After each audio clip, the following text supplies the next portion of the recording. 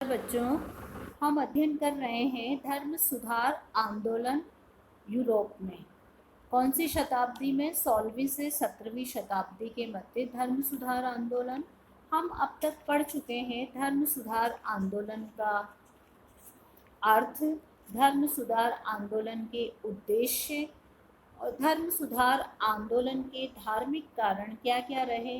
Pope का स्वरूप विकृत होना, पोप का दरबार भ्रष्ट होना, धर्माधिकारियों द्वारा अपने कर्तव्य की उपेक्षा करना, धर्माधिकारियों का विलासी जीवन, धर्माधिकारियों का अशिक्षित होना, उनकी नियुक्ति योग्यता के आधार पर न होना, इससे छोटे पादरियों में असंतोष व्याप्त होना, धर्म यात्राओं का आरंभ होना और धार्मिक सम्मेलनों का आयोजन होना। इसके साथ ही इन धार्मिक कारणों के अंतर्गत ही हम अब अध्ययन करेंगे विभिन्न धर्म सुधारकों का आविर्भाव। तो कौन कौन से धार्मिक सुधारक इस समय हुए जिन्होंने जनता को धर्म में सुधार करने के लिए प्रेरित किया और स्वयं नेतृत्व किया? तो उनमें सबसे पहला नाम है पीटर वाल्डो। पीटर वाल्डो को हम देखेंगे, फिर हम वाइक्लिफ का अध्ययन करेंगे, जॉन हंस के बारे में जानकारी हासिल करेंगे। जॉन हंस कौन थे, वाइक्लिफ कौन थे, फिर हम वाइक्लिफ के बारे में, वाइक्लिफ के बाद फिर हम मार्टिन लूथर के बारे में जानने का प्रयास करेंगे। इरास्मस कौन थे, डेसिडेरियम इरास्मस, जिन्होंने कौन सी पुस्तकें लिखी, इनके बारे में अध्ययन करेंगे। सेवेनारोला कौन थे, सेवेनारोला ने किस तरह से जनता को जागृत किया। तो ये इसके माध्यम से ये प्रमुख धार्मिक सुधारक है जिनको हम विस्तार से जानने का प्रयास करेंगे। तो सबसे पहले हम लेंगे पीटर वाल्डो, वाल्डेंसेन समाज। अब ये पीटर वाल्डो एक व्यक्ति का नाम है। कैथोलिक धर्म की बुराइयों को दूर करने के लिए जिस समाज के द्वारा सबसे पहले प्रयास किया गया था वो समाज था वाल्डेंसेन समाज। एक सोसाइटी थी और उस सोसाइटी का संस्थापक था पीटर वाल्डो। आप स्क्रीन में देख रहे हो बच्चों, आपके स्लाइड के माध्यम से आपको समझाने का प्रयास किया जा रहा है कि पीटर वाल्डो ने सर्वप्रथम कैथोलिक धर्म की बुराइयों के विरुद्ध आवाज़ उठाई और इसके द्वारा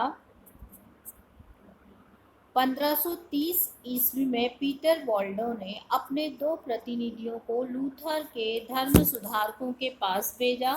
वो उनके साथ एकता स्थापित करना चाहता था और धर्म में सुधार करने के लिए वो खुले रूप से प्रोटेस्टेंट धर्म का समर्थन करना चाहता था। वोल्डेंसियंस धर्म सुधार आंदोलन में सोतेले बच्चे के नाम से जाने जाते हैं। मतलब इस धर्म में जो पीटर वाल्डो द्वारा बनाया गया था वोल्डेंसेन समाज, इस समाज के समर्थकों द्वारा धर्म के क्षेत्र में या कैथोलिक धर्म की बुराइयों को आवाज़ उठाने के लिए जो प्रयास किए गए उन्हें धर्म सुधार आंदोलन में सोतेले बच्चे के नाम से जाना जाता है।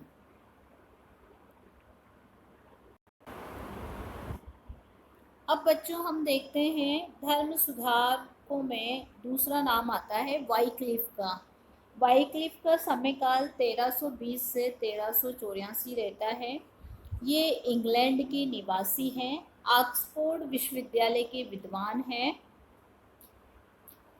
उन्होंने कैथोलिक धर्म और चर्च की अनेक गलत परंपराओं और गतिविधियों की ओर जनसाधारण का ध्यान आकर्षित किया।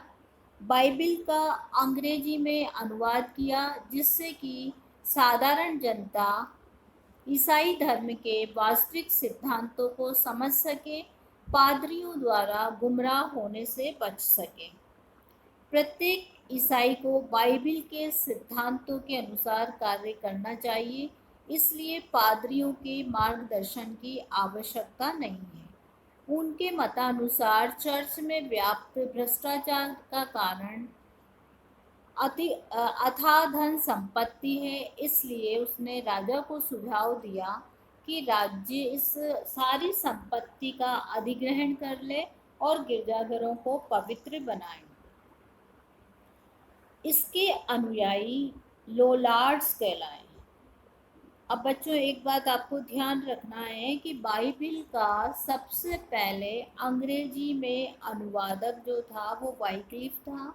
ये कहाँ का था? इंग्लैंड का था। इसके अनुयायी क्या कहलाए? लोलार्ड्स के नाम से जाने गए। और इन्होंने अपनी रचनाओं के माध्यम से ईसाई भाइयों को ये बताने का प्रयास किया कि चर्च में कितनी सादगी होनी चाहिए, धर्माधिकारी किस तरह से भौतिक और विलासी जीवन व्यतीत कर रहे हैं। पोप के वैभवशाली और विलासी जीवन की उन्होंने कटु आलोचना की। धर्माधिकारियों को जागीर में दी गई भूमि को वापस लेने की मांग रखी। इंग्लैंड के शासक पोप की सत्ता के विरोधी होते जा रहे थे, अतः वहाँ उसके विचारों का स्वागत हुआ और इन्हें morning star of the reformation भी कहा जाता है। बच्चों आपके जो है एक शब्द के प्रश्न में ये भी आएगा कि धर्म सुधार का प्रभात का तारा किसे कहा जाता है, तो आपको इसका आंसर लिखना है Wycliffe, morning star of the reformation. John Wycliffe द्वारा जो क्रांतिकारी विचार प्रसारित किए गए उसके कारण उन्हें अनेक कष्ट उठाने पड़े, यहाँ तक कि उन्हें प्रोफेसर्स के पद से हटा दिया और उनकी मृत्यु हो गई तो उनके मृत शरीर को पवित्र की हुई भूमि से निकलाकर गंदी जगह फिकवा दिया। ये सब कार्य किसके द्वारा किया गया? कैथोलिक धर्म, क्योंकि उन्होंने कैथोलिक धर्म की बुराइयां करी थी, इसलिए कैथोलिक चर्च और पादरियों और पोप के द्वारा उनके मृत शरीर को भी नाना प्रकार की यातनाएं भोगनी पड़ी। लेकिन उनके चर्च की इस दमनपूर्ण नीति से बाइबिल के और वाइक्लिफ के विचारों को समाप्त नहीं किया जा सका। अब बच्चों आप स्क्रीन पे देख रहे हैं जॉन हंस और इनका समय-काल 1369 से 1415 तक रहा। ये भी एक प्रमुख धर्म सुधारक थे। इंग्लैंड, इसके बारे में हम जानते हैं आपको, जर्मन में बोहेमिया का निवासी थे। प्राग विश्वविद्यालय में ये प्रोफेसर थे। इन्होंने अपना मत प्रतिपादित किया कि एक साधारण ईसाई बाइबिल के सिद्धांतों का अनुसरण करके मुक्ति प्राप्त कर सकता है। इसके लिए उन्हें पादरी की मध्यस्थता की आवश्यकता नहीं है। यह एक सुविख्यात नेता और सुधारक थे। उन्होंने अपने देश में राष्ट्रवाद की भावना उत्पन्न की, पोप की पोप लीला और उसके पाखंड की कटु आलोचना की, पाप मोचन पत्रों का भी मजाक बनाया और अपने अनुयायियों से उन्हें न खरीदने का अनुरोध किया। इस पर क्रुद्ध होकर पोप ने उनका बहिष्कार किया। इस पर उन्हें प्राग विश्वविद्यालय से निकाल दिया गया। उन्होंने अपना अधिकांश समय अध्ययन और लिखने में व्यतीत किया।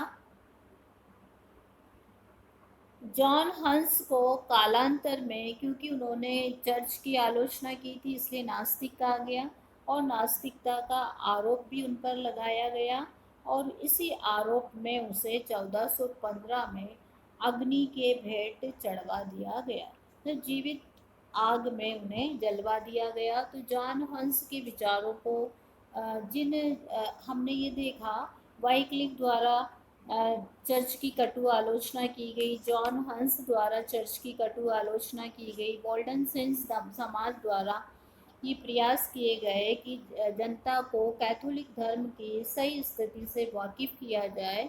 लेकिन चर्च के द्वारा, चूँकि ये परिवर्तन था और परिवर्तन चर्च को स्वीकार नहीं था, इसलिए परिवर्तन के विरुद्ध आवाज़ उठाने वाले को मौत के घाट उतार दिया जाता था। धर्म सुधारकों में सेवेनारोला का भी महत्वपूर्ण स्थान है और सेवेनारोला का जो समय काल है 1452 से 98 तक है और ये इनका जन्म फेरेरा नामक स्थान पर हुआ था। इनके जो है पितामह वो डॉक्टर थे। इनकी भी रुचि डॉक्टर बनने में थी, लेकिन कालांतर में गंभीर प्रकृति के मनुष्य होने के कारण ये ईश्वर उपासना में अधिक समय व्यतीत करते थे। इटली के फ्लोरेंस नगर के विद्वान पादरी थे और ये इन्होंने भी पोप की अनैतिकता, भ्रष्टाचार, विलासिता और चर्च में व्याप्त दोषों की कटु आलोचना की। उन्होंने जनसाधारण के समक्ष ये कहना आरंभ कर दिया था कि ईश्वर ने उन्हें पृथ्वी पर ये बताने के लिए भेजा है कि न्याय दिवस, डे ऑफ जजमेंट के पूर्व अपने कुकर्मों का प्रायश्चित करना चाहिए।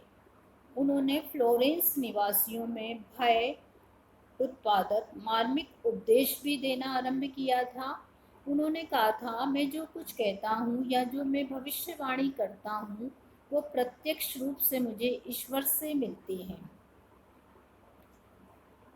उन्होंने पोप और उसके परिषद की कटु आलोचना करने के कारण पोप के द्वारा उन्हें दंडित किया गया और उन्हें जीवित जलवा दिया गया। तो इस तरह बच्चों हमने सेवेनारोला, जॉन हंस, वाइक्लिफ और वोल्डेनसेंस समाज के बारे में पढ़ा। तो सबसे पहला जो प्रश्न आपका बनता है कि पीटर वाल्डो कौन था? ये कैथोलिक धर्म की बुराइयों को दूर करने वाला या आवाज़ उठाने वाला प्रथम व्यक्ति था। पीटर वाल्डो द्वारा कौन से संगठन का निर्माण किया गया? वोल्डेनसेंस संगठन का निर्माण किया गया। वाइक्लिफ कहाँ के थे? इंग्लैंड निवासी थे। बाइबिल का अंग्रेजी में अनुवाद किसके द्वारा किया गया? वाइक्लिफ के द्वारा किया गया। धर्म सुधार का प्रभात का तारा किसे कहा जाता है? ये भी वाइक्लिफ को ही कहा जाता है। जॉन हंस को किसके द्वारा नास्तिकता का आरोप लगाकर अग्नि के भेंट किया गया? पोप के द्वारा। सेवेनारोला के द्वारा धर्म के क्षेत्र में क्या क्या कार्य किए गए वो हमने विस्तार से स्लाइड के माध्यम से और उनके फोटो के माध्यम से आपको समझाने का प्रयास किया है। उम्मीद है आपको ये समझ में आया होगा। बच्चों, धर्म सुधार आंदोलन में हम विभिन्न सुधारकों के बारे में अध्ययन कर रहे हैं। उसमें एक और नाम है डेसिडेरियम इरास्मस। डेसिडेरियम इरास्मस हॉलैंड नगर के निवासी थे। इन्होंने 2 पुस्तकें लिखी, द प्रेजेंस ऑफ फॉली और पॉकेट डेगर। प्रेजेंस ऑफ फॉली का अभिप्राय है मूर्खता की प्रशंसा, इनके द्वारा लिखी गई। और दूसरी पुस्तक इन्होंने पॉकेट डेगर लिखी और जिसमें ये लिखा कि मनुष्य परमात्मा के प्रति व्यक्तिगत रूप से उत्तरदायी है। और मूर्खता की प्रशंसा में उन्होंने पादरियों के दैनिक जीवन पर व्यंग्य किया, क्योंकि नाम ही मूर्खता की प्रशंसा। इस पुस्तक से यूरोप के निवासियों के मस्तिष्क पर गहरा प्रभाव पड़ा।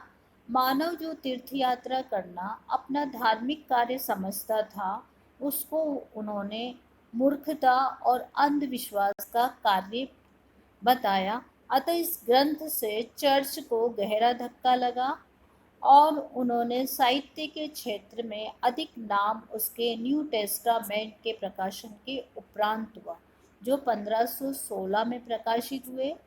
ये ग्रंथ शीघ्र ही यूरोप में इतना लोकप्रिय हुआ कि तुरंत यूरोप के सभी देशों में उपलब्ध होने लगा और इसमें ईसाई समाज की, कैथोलिक धर्म की बुराइयों के प्रति आंखें खोल दी। तो इरास्मस के बारे में हम देख सकते हैं बच्चों, उसने लैटिन और ईसाई धर्मशास्त्रों का अध्ययन किया था, मानवतावादी थे, अपना अधिकांश जीवन मठ में व्यतीत किया, एक पादरी के रूप में कार्य किया, फिर इंग्लैंड चले गए और उन्होंने अपनी पुस्तकें प्रकाशित करवाई।